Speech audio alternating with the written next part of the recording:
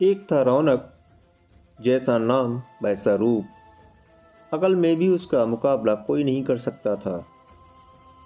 एक दिन उसने घर के बाहर बड़े बड़े अक्षरों में लिखा, यहाँ अकल बिकती है। उसका घर बीच बाजार में था। हर आने जाने वाला वहाँ से जरूर गुजरता था। हर कोई बोर्ड देखता, हंसता और आगे बढ़ जाता। रौनक को विश्वास था कि उसकी दुकान एक दिन जरूर चलेगी। एक दिन एक अमीर महाजन का बेटा वहाँ से गुजरा। दुकान देखकर उससे रहा नहीं गया।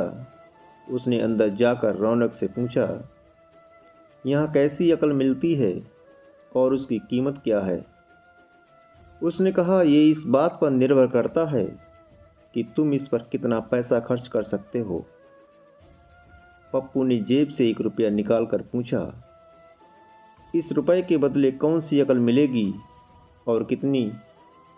भाई, 1 रुपए की अकल से तुम 1 लाख रुपए बचा सकते हो। पप्पू ने 1 रुपया दे दिया। बदले में रौनक ने कागज़ पर लिख कर दिया, जहाँ 2 आदमी लड़ झगड़ रहे हों वहाँ खड़े रहना बेवकूफ़ी है। पप्पू घर पहुँचा और उसने अपने पिता को कागज़ दिखाया। कंजूस पिता ने कागज़ पढ़ा तो वो गुस्से से आग बबूला हो गया। पप्पू को कोसते हुए वो अकल की दुकान पर पहुँच गया। कागज़ की पर्ची रौनक के सामने फेंकते हुए चिल्लाया, वो रुपया लौटा दो जो मेरे बेटे ने तुम्हें दिया था। रौनक ने कहा, ठीक है, लौटा देता हूँ, लेकिन शर्त यह है कि तुम्हारा बेटा मेरी सलाह पर अमल नहीं करेगा। कंजूस महाजन के वादा करने पर रौनक ने रुपया वापस कर दिया। उस नगर के राजा की 2 रानियां थीं। एक दिन राजा अपनी रानियों के साथ जौहरी बाजार से गुजरा। दोनों रानियों को हीरों का एक हार पसंद आ गया। दोनों ने सोचा, महल पहुंचकर अपनी दासी को भेजकर हीरे का हार मंगवा लेंगी। संयोग से दोनों दासियां एक ही समय पर हार लेने पहुंची। बड़ी रानी की दासी बोली, मैं बड़ी रानी की सेवा करती हूँ, इसलिए हार मैं लेकर जाऊंगी। दूसरी बोली, पर राजा तो छोटी रानी को ज़्यादा प्यार करते हैं, इसलिए हार पर मेरा हक है। पप्पू उसी दुकान के पास खड़ा था। उसने दासियों को लड़ते हुए देखा। दोनों दासियों ने कहा वे अपनी रानियों से शिकायत करेंगी। जब बिना फैसले के वे दोनों जा रही थीं, तब उन्होंने पप्पू को देखा। वे बोली, यहाँ जो कुछ हुआ तुम उसके गवाह रहना। दासियों ने रानी से और रानियों ने राजा से शिकायत की।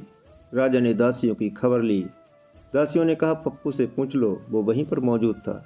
राजा ने कहा, बुलाओ पप्पू को गवाही के लिए, कल ही झगड़े का निपटारा होगा। इधर पप्पू हैरान, पिता परेशान। आखिर दोनों पहुंच गए अकल की दुकान पर। रौनक से माफ़ी मांगी और मदद भी। रौनक ने कहा, मदद तो मैं कर दूंगा, पर अब जो मैं अकल दूंगा उसकी कीमत है 5,000 रुपये।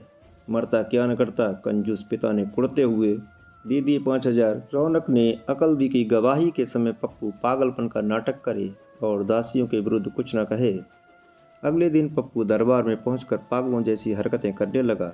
राजा ने उसे वापस भेज दिया और कहा, पागल की गवाही पर भरोसा नहीं कर सकते। गवाही के अभाव में राजा ने आदेश दिया, दोनों रानी अपनी दासियों को सजा दें, क्योंकि ये पता लगाना बहुत ही मुश्किल है कि झगड़ा किसने शुरू किया था। बड़ी रानी तो बड़ी खुश हुई, छोटी को बहुत गुस्सा आया। पप्पू को पता चला कि छोटी रानी उससे नाराज़ हैं, तो वह फिर अपनी सुरक्षा के लिए परेशान हो गया। फिर पहुंचा अकल की दुकान। रौनक ने कहा, इस बार अकल की कीमत 10,000 रुपये। पैसे लेकर रौनक बोला, एक ही रास्ता है, तुम वह हार खरीद कर छोटी रानी को उपहार में दे दो। पप्पू सख्ते में आ गया, बोला, अरे ऐसा कैसे हो सकता है, उसकी कीमत तो 1 लाख रुपए है। रौनक बोला, कहा था ना उस दिन जब तुम पहली बार आए थे कि 1 रुपए की अकल से तुम 1 लाख रुपए बचा सकते हो।